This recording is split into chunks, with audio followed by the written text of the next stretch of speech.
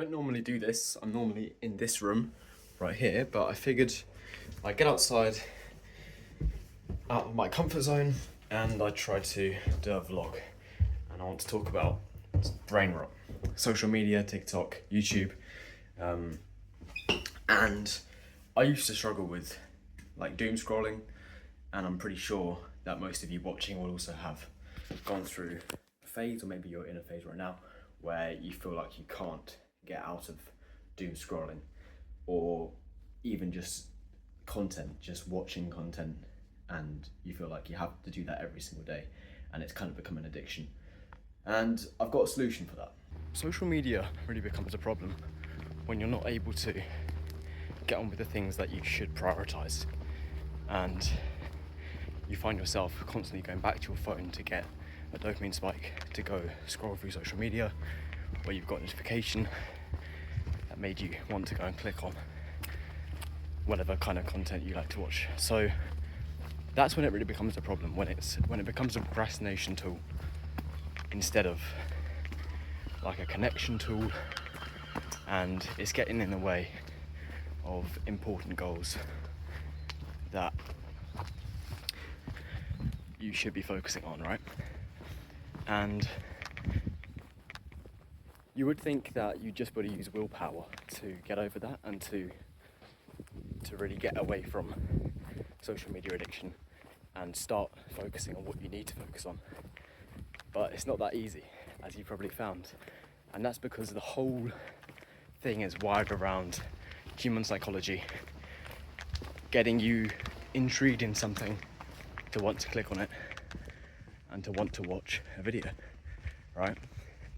And every video on your For You page is kind of calculated and is there for a reason, and that's to intrigue you, to spike your interest, and to make you think that you're going to be missing out on something if you don't watch that video. So it's not even the morning, it's the afternoon, but never mind.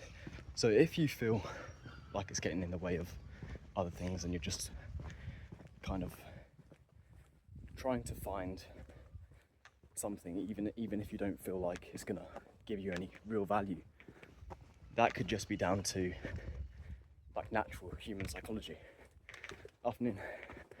And the way that you stop kind of going through this loop of getting away from things that really should be getting on with is just by stopping. You've got to cut out the triggers. You've got to put your phone to the side somewhere and make sure that it's like not even on your mind. It's just so far away that you wouldn't be able to. It just makes it more difficult to pick up your phone, right?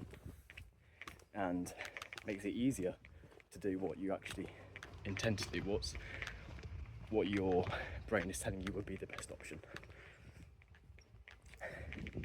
So cut out the distraction, and like TikTok could be a real big problem if it's ruining your attention span. And if you're often finding yourself doing like scrolling on YouTube and subconsciously clicking on shorter videos, that's a sign that your attention span is cooked. And that's when you've got to do something. TikTok is actually wired in itself to make you addicted to go back for more, and to try to find an interesting video. I'm going to break down why. When you are on TikTok, the whole idea of scrolling, like it could relate to Instagram Reels, YouTube Shorts, any similar kind of interface. When you're scrolling on there, what you're really saying is, if this video isn't giving me an instant enough dopamine spike, I'm going to skip it. I'm going to find something that will give me a quicker dopamine spike. And that's exactly what's happening. That's exactly what's happening in real life. When the boring task that you're doing, the homework, working on your business, scripting a video, whatever it is that you should be doing, and that's more important. Whenever that's not giving you that instant dopamine spike, what are you trying to do? Trying to find something that will give you that instant dopamine spike. And that would be TikTok, Instagram Reels, YouTube Shorts, any of that kind of stuff. And so now you're probably asking, how do I fix that? How do I get myself out of feeling like I need an instant dopamine spike? And there's only really one way that you can do that,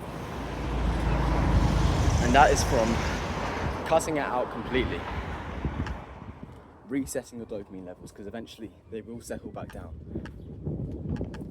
You know, like after a really exciting event, after a party, anything like that, when you get back home, you feel really, really kind of like in a depressed state. And that's because your dopamine has dropped from such a high level. And now you feel bad, but eventually it kind of comes back up to baseline and you feel all right. And that's exactly what will happen if you do a kind of dopamine detox, right?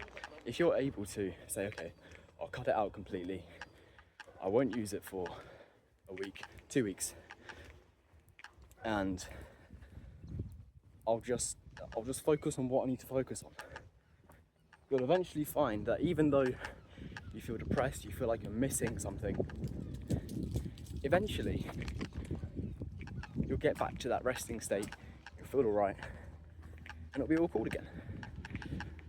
And you won't feel like you need it. But it takes discipline to do that. It takes discipline to say, all right, I'm not going to use TikTok or whatever. Because you've kind of got that FOMO, the fear of missing out, that if you don't go on there, you're going to miss out on some really important information.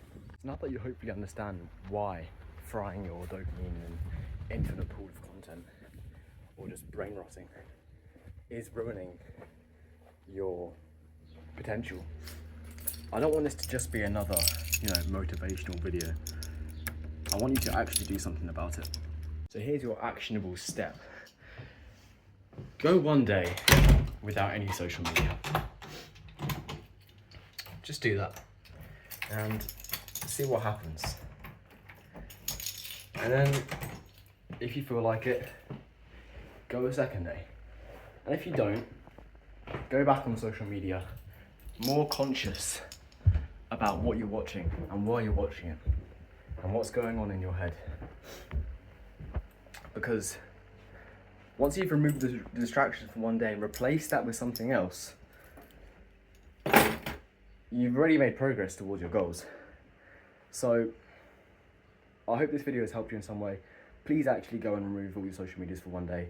Don't use it, see what happens, and replace that with the things that you know you should be doing. Make some progress and try to reset your dopamine to a level where you're able to get dopamine from doing things that are actually important. Because I don't want this to just be another, quote unquote, motivational video. I want you to actually do something about this. I want to actually help you out. And I've given you all the information you need. Now it's just up to you to do the hard work. Good luck, and I'll see you in the next video.